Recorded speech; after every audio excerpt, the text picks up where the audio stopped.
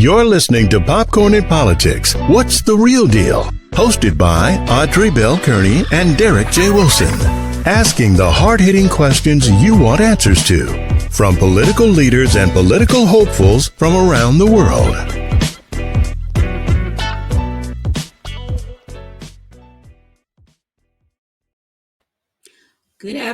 Good afternoon, everybody. I'm so happy to be here with you today. Hope you had a wonderful Thanksgiving. I did.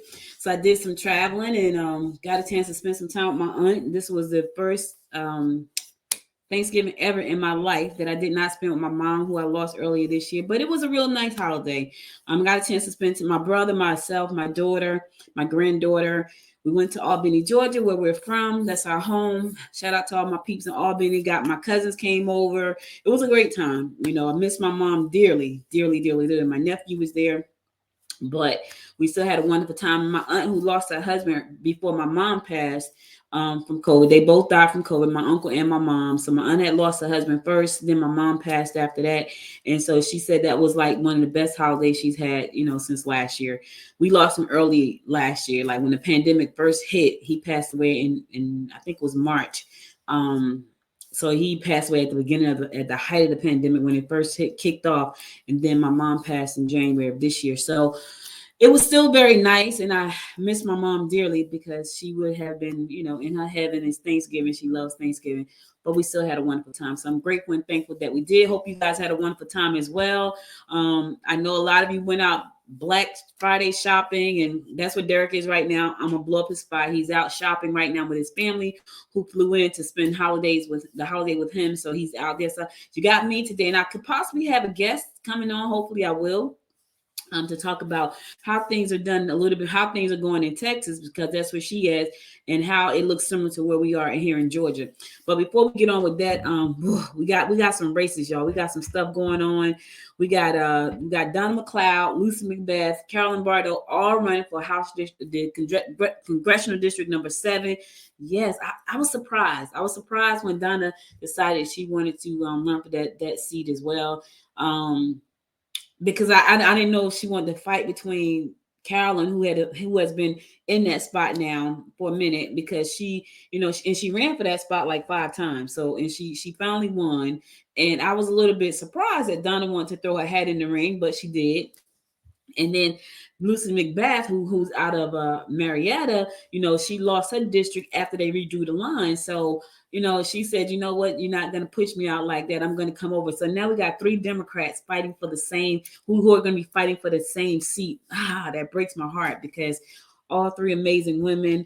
Yes, I know they ruffle feathers, but it's politics, baby. That's what it is. It's politics. And so some of them ruffle feathers on this side, others ruffle feathers on this side, but it's politics. So, now 3 women, 3 powerful Democratic women up for the same seat. It's gonna be an election, y'all. It's gonna be an election. Now I can tell you this. So they redrew the lines, right? They redrew the lines, and some people out in Cobb County are not happy. This is why they're not happy. They're not happy because the new map pairs Greens. That's Margaret, by the way, just in case. Marjorie, what's her name? Marjorie Taylor Greene. They put part of Cobb is in her district. Yeah, so a lot of people are not happy that Marjorie Taylor Greene, they may have to have her in their district. They're not happy. Yeah, they're not happy. So she says the diverse swath of Southwest Cobb, where she lives, long held by the Democratic side, U.S. Representative David Scott, was abruptly rerouted because of the GOP control. So now she'll be soon to be represented.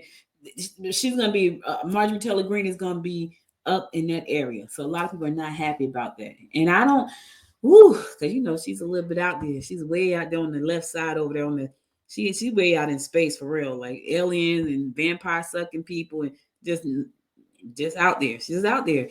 So a lot of people are just not happy about the fact that she is going to be, she could possibly be representing them. She was a strong supporter of Trump. She said, she believes in a lot of things that I don't think make sense. But hey, what do I know? But when they redo them lines, they shook up some things. I ain't gonna even lie, they shook up some things. And if you go look at the map right now, it says out of 11 counties in the 14th district, Cobb is the only one that is partially in the district where she's going to be sitting. So her county right now, Marjorie Taylor Greene, is Paulding County, Polk County, Floyd County, Gordon County, Chattanooga, Walker, Murray, Whitfield, Catoosa, Dade, and then a part of Cobb. It's a little bitty part of Cobb right there. And a lot of people just aren't happy that she could have any kind of say so, in their area. But it's politics. It's politics, and that's where we are. I'm just surprised at how things are going. It's going to be interesting to see, how this all plays out because of the way the lines have been redrawn. I think that a lot of people are not. I hope people go out to vote. Let me say that because I know a lot of people feel like, you know what, I'm not going to vote, but you got to go out and vote. No matter who's in your district right now, you have to go out and vote because your vote matters, your vote counts. And so if you do not go out and vote, that's just like voting for the other person. I'm just going to tell you like it is. It's like voting for the other person. So you want to make sure that you go out and vote. Now, the runoff is coming up for the Atlanta mayor election. Yes, it's coming up Tuesday. Tuesday is a runoff. And so Dickens and Moore, they are head to head. And that's going to be interesting to see how that rolls out. You got people who love her, people who love him, people don't like either. It's all of that is going on, right? It's crazy. There's also a runoff for the council president. There's going to be a runoff for Atlanta council president. That's coming up also on Tuesday. So right now, two well-known figures in Atlanta politics with very different backgrounds and breadths of experience of facing a runoff to decide who will hold Atlanta's number 2 elected post. That's going to be coming up this Tuesday too. The outcome of this election for the city council president will set the tone for how the city's legislative body operates over the next 4 years. On the ballot are veteran city councilwoman Natalie Mosby Archibong, who has represented East Side District on the council since 2002, and Doug Shipman, the former president and CEO of the Woodruff Arts Center and the founding CEO of the National Center for Civil Rights and Human Rights. While the contest has been made fewer headlines than the higher profile mayor's race Tuesday, this is a big race as well because that's the number 2 seat. So that's going to be coming up this week too. It's just a lot. Politics are rough, y'all. And I think about when you put your life on the line to serve the communities that are around you, you do put your life on the line. You put your life out there for people to scrutinize everything you do, to watch everything you do. I was reading a story earlier, and it's so crazy because so this was a story out of Minnesota, and I have to share this because I was reading this earlier. I just thought it popped up on my phone, so I get CNN news alerts, and this story popped up on my phone. So this is a story about a young lady who moved to some part of Minnesota. She said it was her dream. She and her husband's dream place to live. They built a house. They thought they were going to live there forever. So she ran for school board. Speaking of school board, we know that Everton Blair has stepped down. He said he will not step down. He said he will not be running for re-election. We want to see what his plans are too. But anyway, this young lady decided she wanted to run for the school board. Now, what was interesting is that her kids were homeschooled. So, a lot of people saying, why does she want to run? Her kids are not even in school. Well, she had some things that she felt about education and she felt like she could be a major a help to the system. So she ran and she won, and she served in that position. Well, she served in that position pretty well until the pandemic hit. Then people started to show their true colors. Right? Their real colors. She's a Republican. She said that, she did a lot with their Republican agenda, and they flipped on her.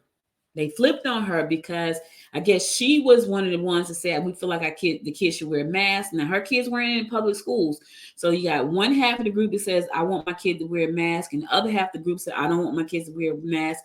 Whether the side that did not want their kids to wear masks, which was highly Republican, they flipped on her and they put her family business out in the universe, and they threatened her child and all kinds of craziness. So she had a child who had transgender, who had, I don't know what you call it, but it's when it's called not identity crisis, it's gender identity something. I forgot what you call it. Anyway, she had an 8-year-old who had a gender identity issue going on, not issue, but it was who she was. And when people found out about that, they flipped on her. And they flipped on her to the point where she felt like her children were in danger. You know, she didn't know who to trust. And I said all that to say she put her name on the ballot for you to cast a vote for her. She won. Now, politics are rough. And so when I see these people saying, you know what, I want to run for this office, I want to run for that office, I give kudos to all of them, because you put your whole life out there for people to look at and to scrutinize. And when I see people continuously run over and over, you can tell that they are committed to the community. And so there's going to be a lot going on. So make sure to watch the elections.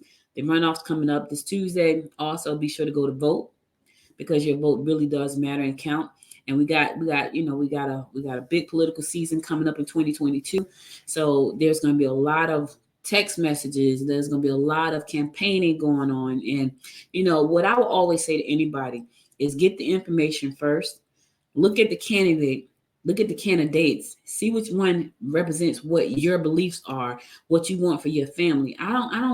If not, what I can say is normally, what has normally been the case is that parties differ because of the way they think about things, the ideology, right, about things.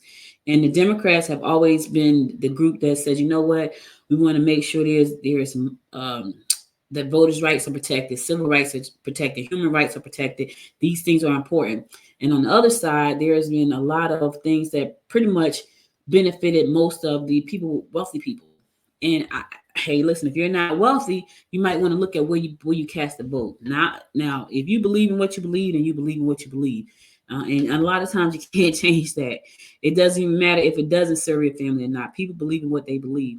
Me, I'm going to vote the way that's going to help my family. That's the way I'm always going to vote. And so if for some strange reason one party flips and it's going to help my family more, that's the way I'm going to vote. Is that going to happen? Probably not.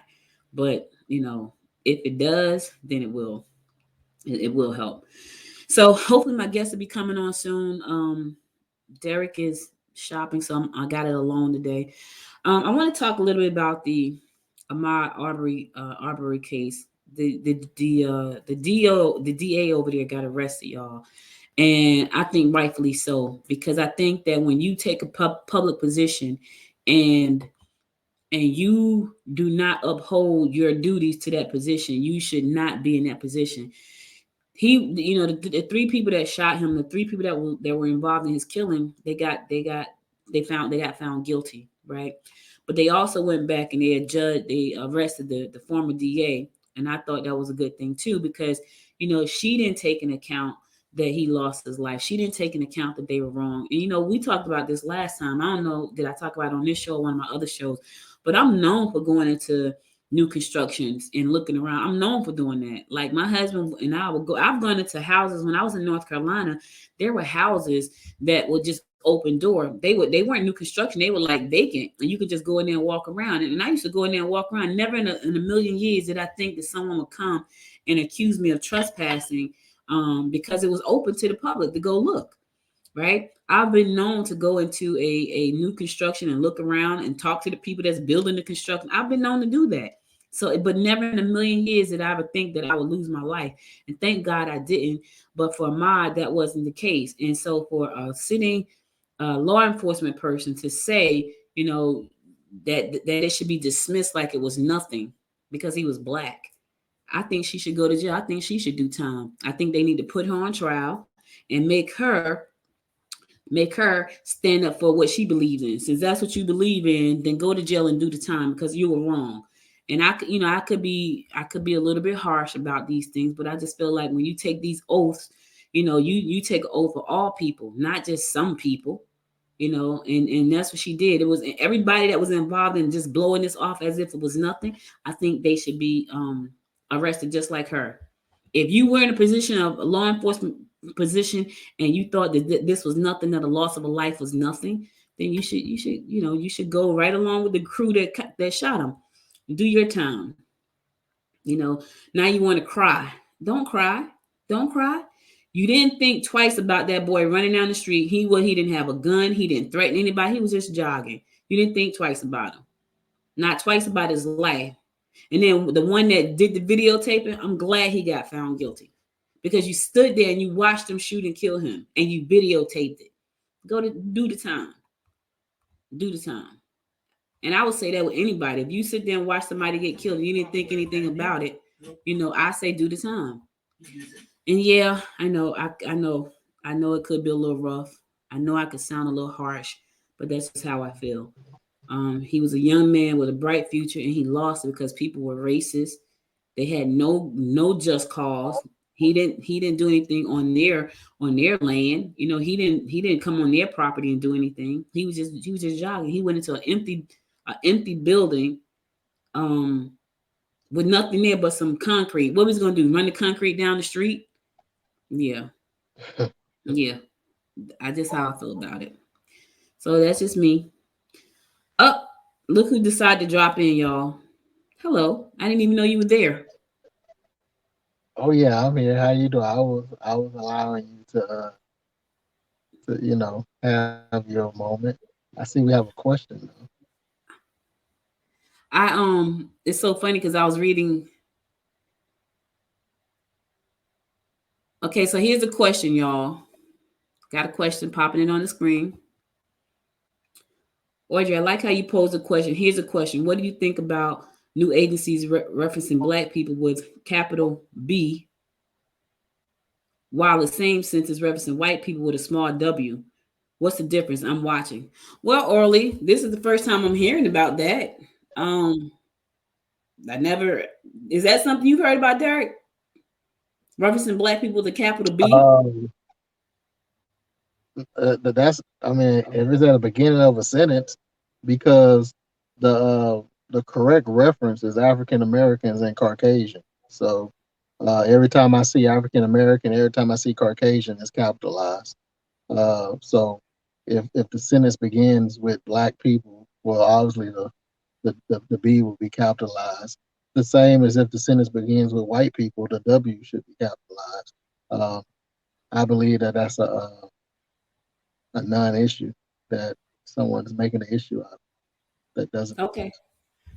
But thanks for watching.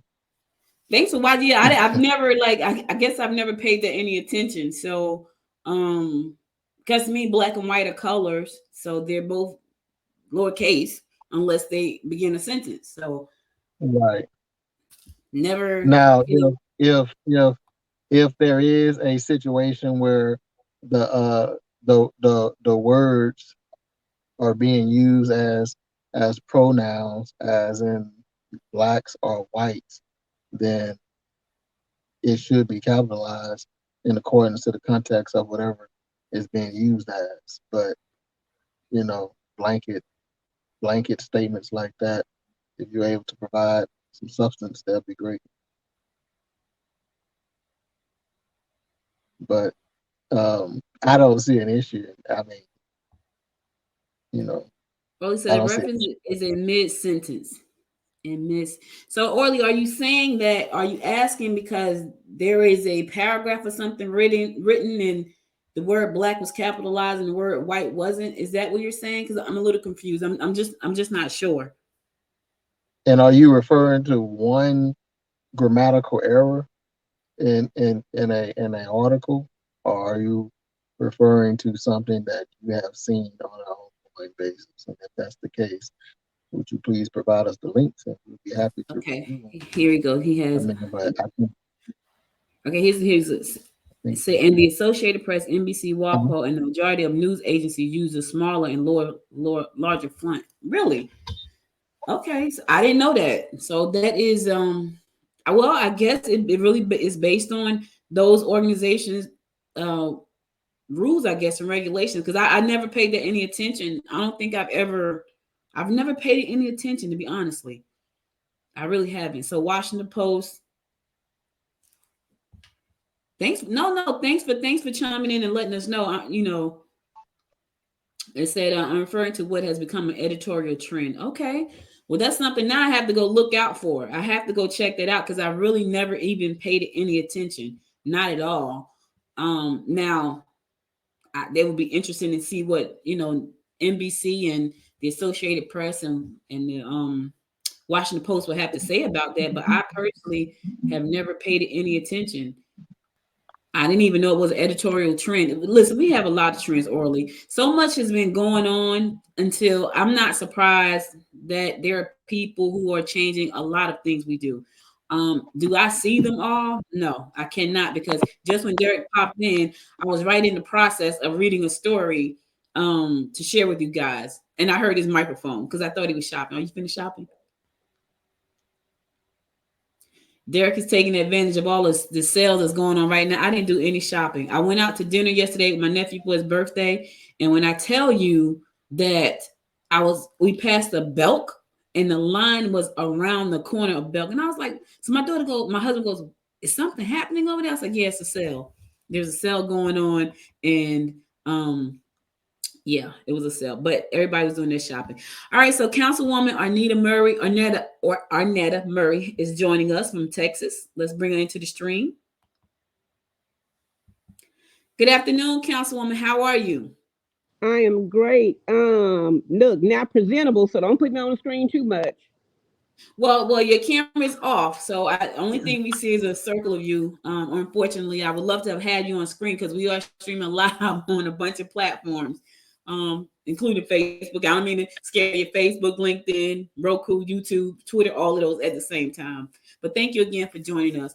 There's a lot going on in politics right now, and I know you're in the great state of Texas, and I just wanted to talk to you about what's happening in Texas. I know over here in Georgia, they have redrawn a lot of lines, and there's a lot going on. I just talked about a story where we have 3 Democratic women running for a really powerful seat for the congressional district number 7, and all of them already hold positions in the state. Now they're going to be running against each other because of the way the lines are redrawn. So I just wanted to find out what was going on in your neck of the woods. If you can shed some light on how things are going over there for you guys.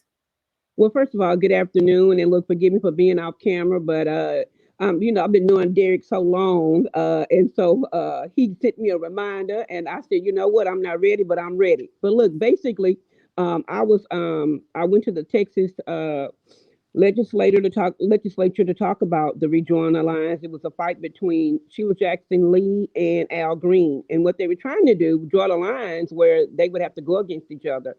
Well, with a lot of advocating from the NAACP, myself and other community leaders, you see that didn't happen. But it's just a lot of gerrymandering, a lot of lawsuits that are going on in Texas. It's just a lot of unfairness. And I said this. Now, we understand it. We understand competition. I said, but y'all want to dominate. And that's my issue. Draw the lines that's fair. Draw the line based on the interest groups, the demographics of that area, not based on cracking and packing, which means making sure that one party stays in power. So that's what we're fighting for. That's what's going on. It's just an ongoing fight, I think, across the country, but particularly in Texas. We know what Governor Abbott doing. We're grateful now that Beto is running for governor of Texas. So we're gonna keep fighting no matter what. But it's a long, drawn out, and it's about endurance, and that's what we're doing.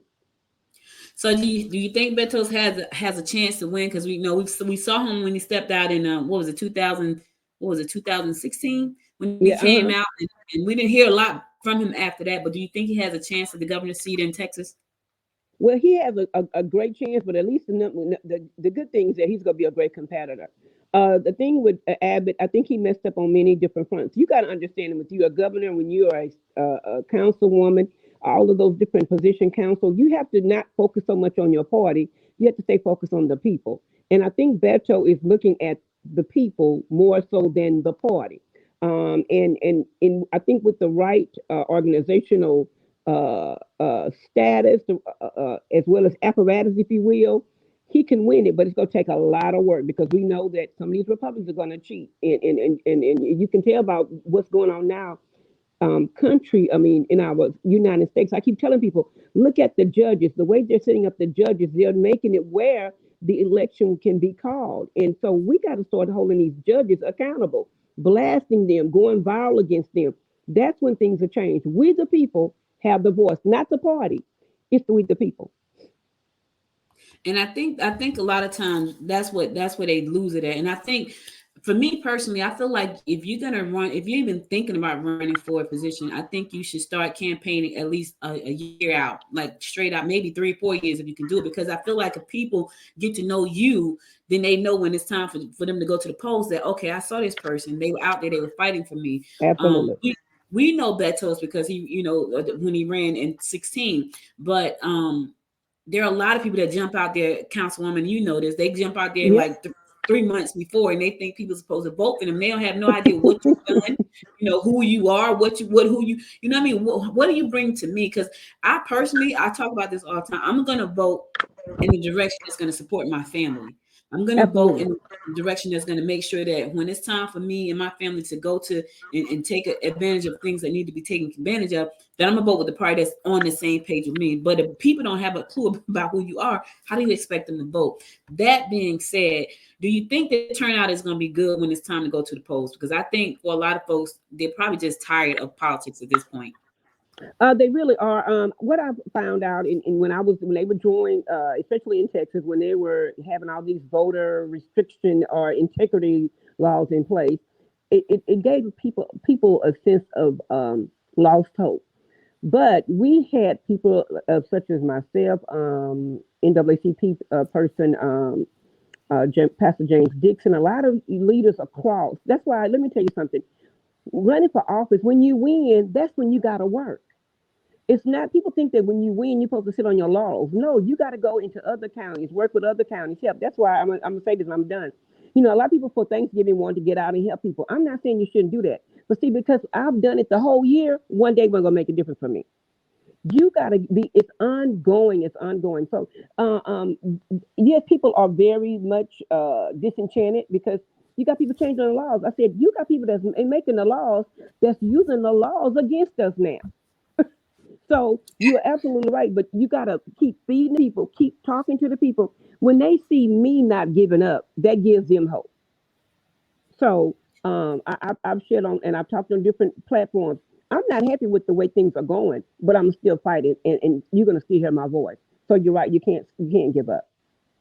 It's so funny you say that. There are people that are changing the rules, like right here in Gwinnett County where I am. Gwinnett has been in the news since 2016 Yep. because it's been in, and we are still in the news. And so right here in Gwinnett County, we had a Republican who decided he was going to bypass the normal step and have add more commissioners to our board. We have a board. We have 5 commissioners right now. We have 4 commissioners and a chairwoman who is the first African American to hold that seat in 200 years ever. Yep. And so he decided to bypass the normal process and do his own thing and have more seats added, and what they said, if you're going to bypass and omit the rules and regulations, we're going to do the same thing. So we're going to set up a whole set of new, parameters of it, which they started to do that.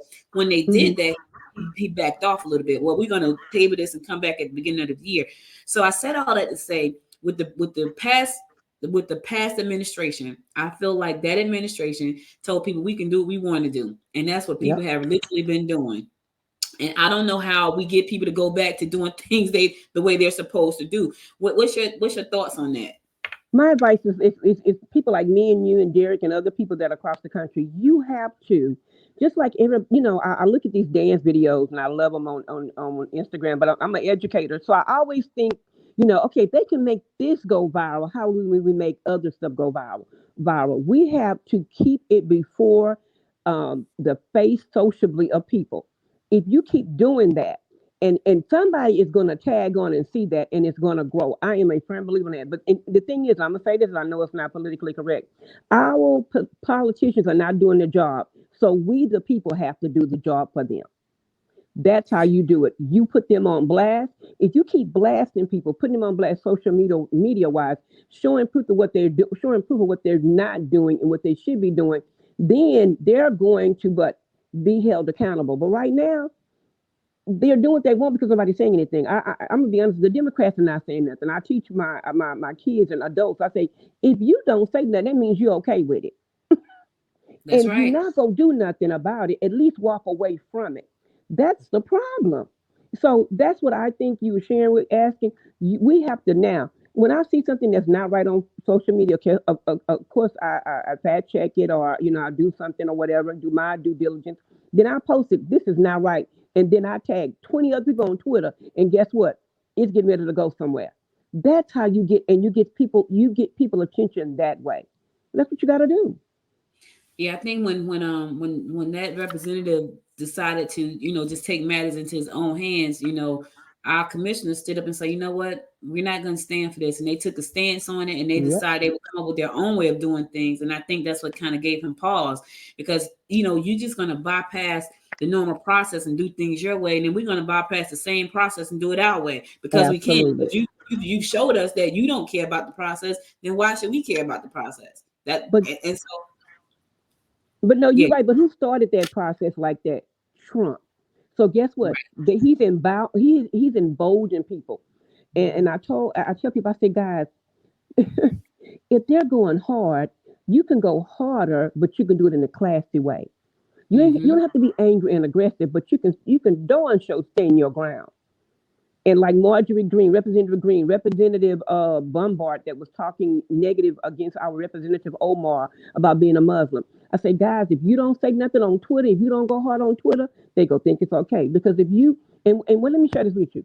Tag it to CNN. Everything I do, Queen, I tag it to CNN and all in NBC, CBS. I tag all their wrongness.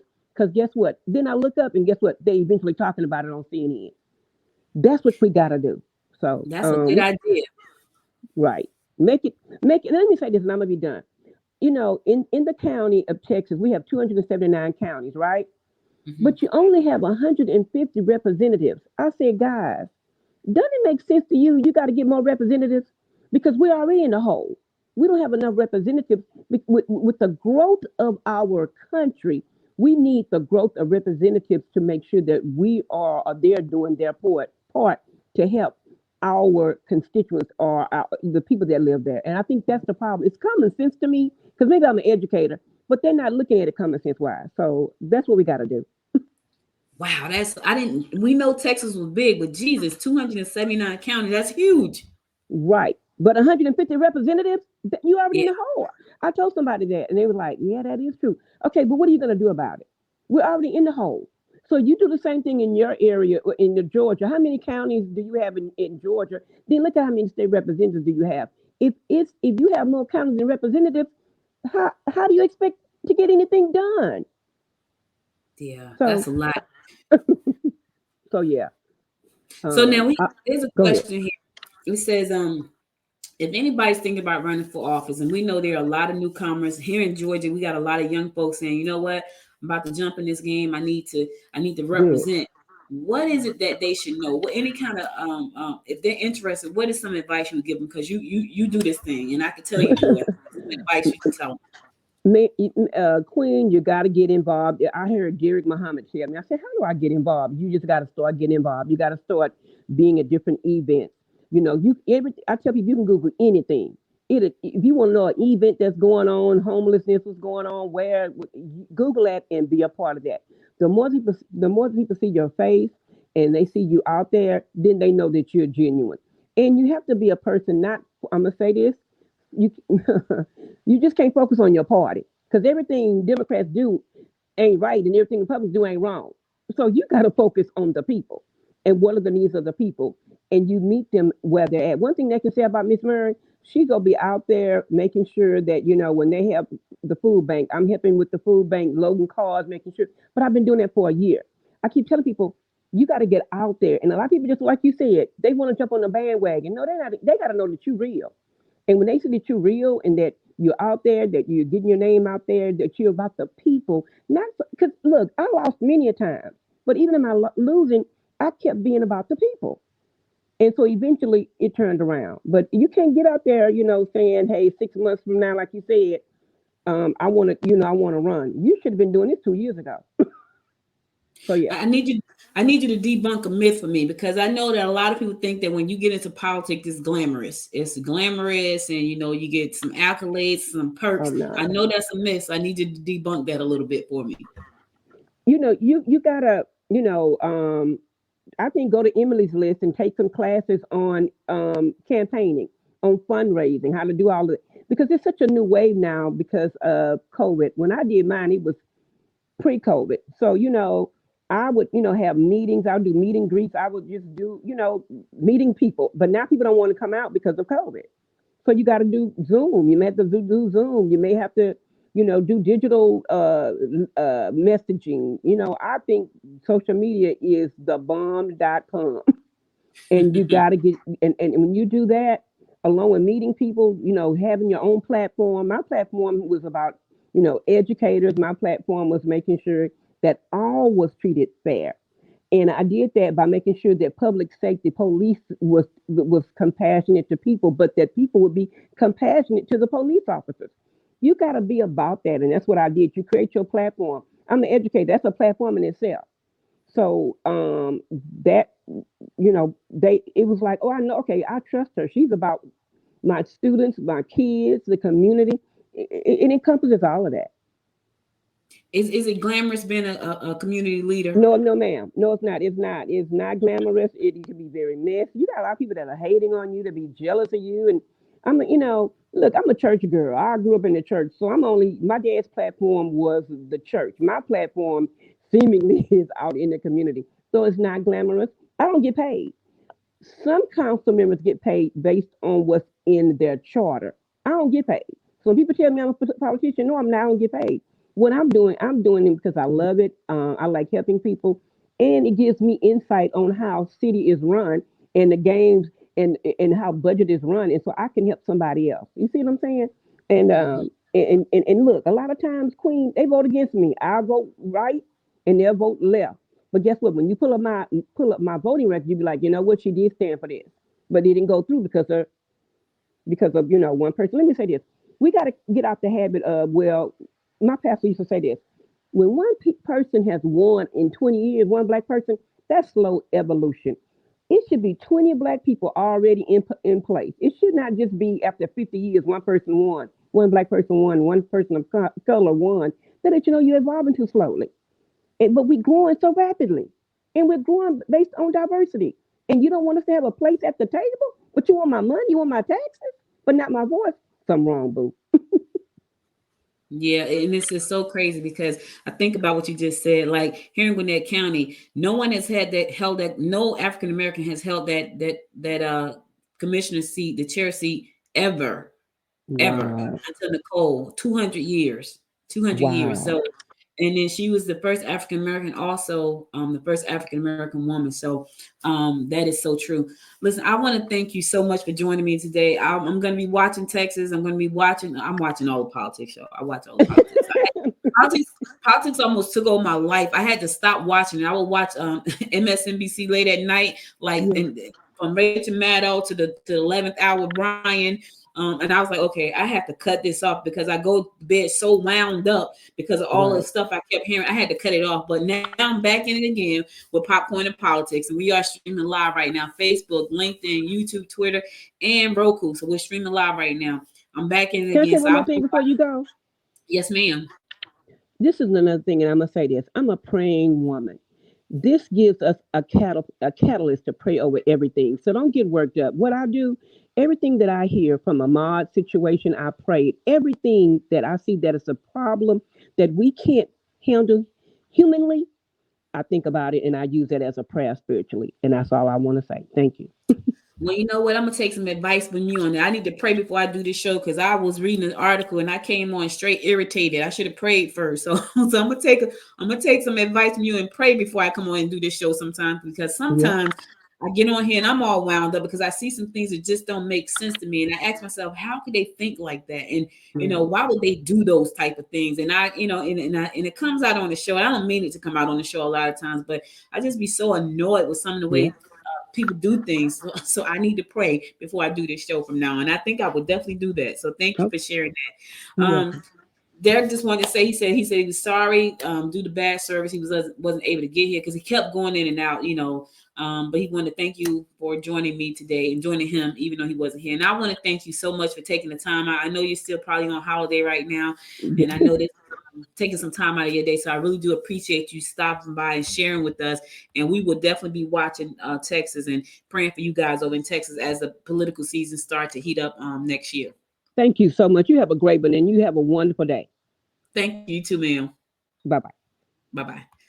All right, so listen, guys, that's all I got for you today. I'll be back again on Sunday to bring you more of some politics about what's going on in the world of politics. Thank you for joining. Orly, thank you so much for dropping in. I got to go back and take a look at what you were talking about because I have not seen that.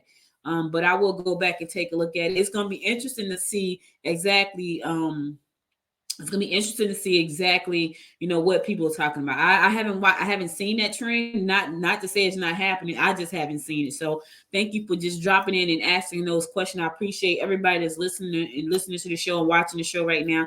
I'll be back again Sunday, and Derek will be here next week. He was in some spots with some bad connections, so he apologized for that. And we appreciate him too. But he's hanging out with his family trying to get some things done. I'll be back again next week. Be sure to tune in. If you miss any episode of the show, you can always go to Noise Podcast Network, or popcornandpolitics.com to listen to the past episodes there. Also, be sure to follow us on all of the platforms, Facebook, Twitter, and LinkedIn as well, under Noise Media Network. All right, y'all take care. Stay safe out there. I'll be back again next Sunday, same time, same place. Until next time, my friends, until next time, make it a great day. Bye, y'all.